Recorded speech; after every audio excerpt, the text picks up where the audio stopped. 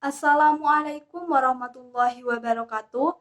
Perkenalkan, nama saya Ismilana Royhah, NIM E 2019-2020, Prodi Ekonomi Syariah 1, Fakultas Ekonomi dan Bisnis Islam.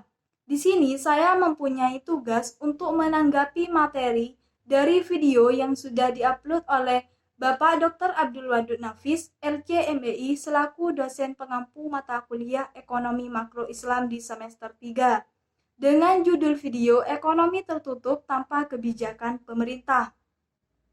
Langsung saja, di sini saya akan menanggapi materi tentang ekonomi tertutup tanpa kebijakan pemerintah atau bisa disebut dengan perekonomian dua sektor.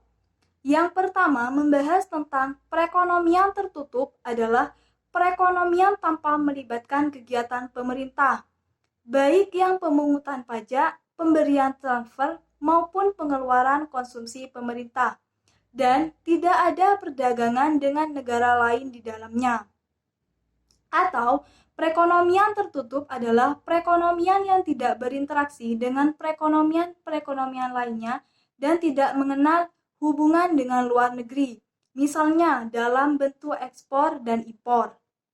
Jadi, perekonomian tertutup tanpa kebijakan pemerintah adalah perekonomian yang hanya melibatkan dua pelaku, yaitu rumah tangga dan perusahaan atau swasta.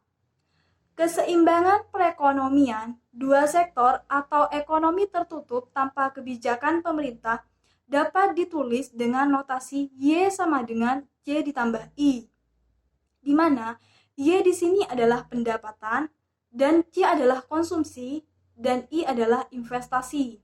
Jika sebagian pendapatan digunakan untuk konsumsi dan sebagian digunakan untuk menabung atau saving atau bisa diberi notasi S, maka ditulis sebagai berikut. Y sama dengan C ditambah S. Sedangkan keseimbangan pendapatan nasional dari sudut penerimaan menjadi Y sama dengan C ditambah S ditambah T, di mana S di sini adalah saving atau tabungan, dan T di sini adalah tax atau pajak. Yang kedua, membahas tentang fungsi investasi dengan pendekatan ekonomi konvensional, di mana investasi di sini merupakan pengeluaran perusahaan untuk membeli barang-barang modal dan perlengkapan produksi untuk menambah kemampuan memproduksi barang-barang atau jasa yang tersedia dalam perekonomian. Berikut 3 bentuk pengeluaran investasi. Yang pertama, investasi tetap bisnis, yaitu pengeluaran investasi untuk pembelian berbagai jenis barang modal, yaitu mesin dan peralatan-peralatan lainnya. Yang kedua, investasi residensial, yaitu pengeluaran untuk mendirikan rumah tempat tinggal, bantuan kantor, dan pembangunan pabrik-pabrik dan lain-lain.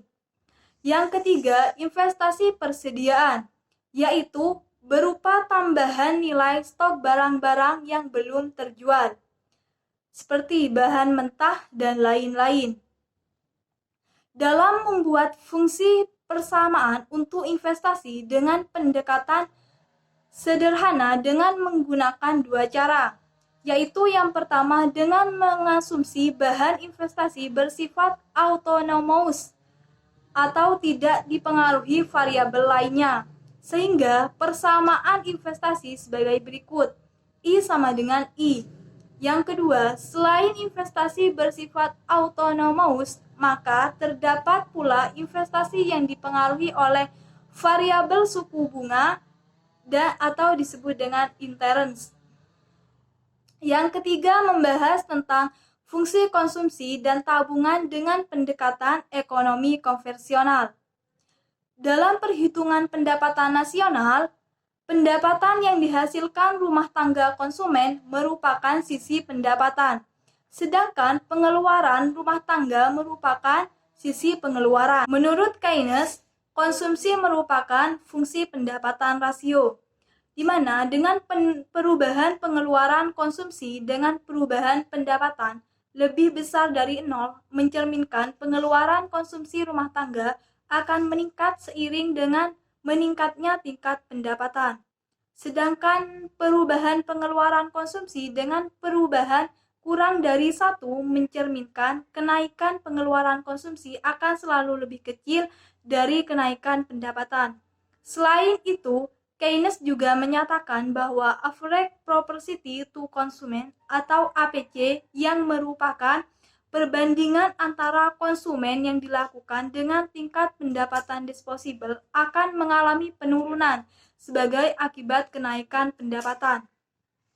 Yang menarik lagi dari pandangan Keynes, yang lain merupakan penentuan ide terminal konsumsi yang terpenting dan tingkat bunga tidak memiliki peran penting. Pengaruh tingkat bunga terhadap konsumsi hanya sebatas teori.